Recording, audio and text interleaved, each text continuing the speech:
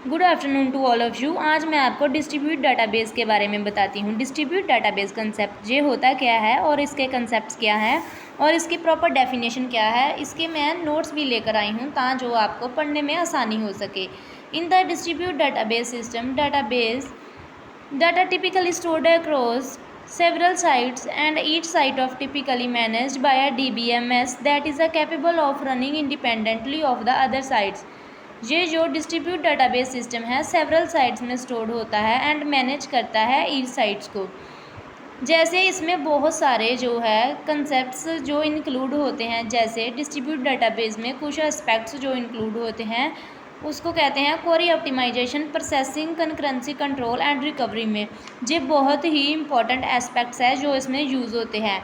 जैसे अब मैं आपको बताती हूँ, इसमें 3 कंक्लूडेड भी, कनेक्टेड भी, जैसे इसके 3 कनेक्शन सिस्टम है: database technology, computer network and database system.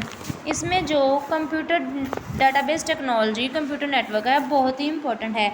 जैसे डिस्ट्रीब्यूट डाटाबेस की हेल्प से तो ये डाटा नेक्स्ट पर्सन को सेंड करता है। बहुत सारे कंप्यूटर्स को एक कंप्यूटर में जैसे हम बहुत सारा डाटा कलेक्ट करते हैं और सेव करते हैं, आफ्टर दैट हम एक टाइम में इसको सेंड करते हैं, 1 बाय 1 ईमेल पर पहुंच जाता है, तो उसे कहते हैं डिस्ट्रीब्यूट डाटाबेस सिस्टम। जैसे बट हम इसे यूज़ करते हैं नेटवर्क की हेल्प से। Without network it is not possible. अब मैं आपको इसके प्रॉपर कंसेप्ट्स के बारे में बताती हूँ। इसके प्रॉपर कंसेप्ट्स क्या हैं? Distribute database bring advantages of distributed computing with the consist of network processing elements necessary homogeneous that are interconnected to a computer network to operate performing a certain.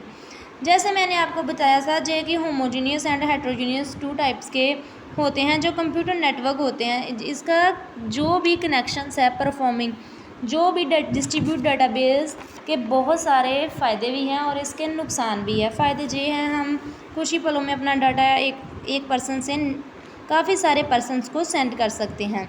Distribute system में जो भी problem आती है हम इसको solve करने से coordinate manner के साथ ही हम इसको यूज़ करते हैं।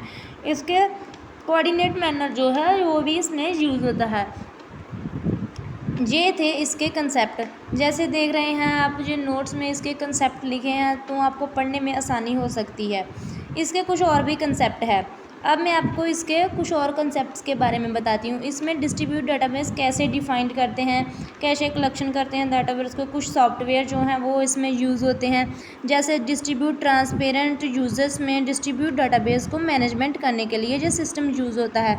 ये जो ट्रांसपेरेंट सिस्टम है इसका मीनिंग है user will be aware, users को अवेयर करता है।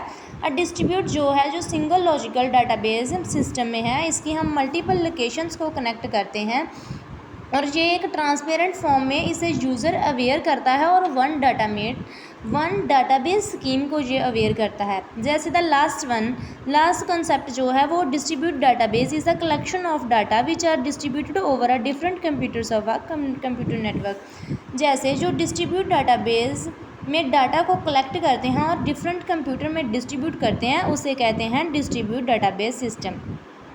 So thank you.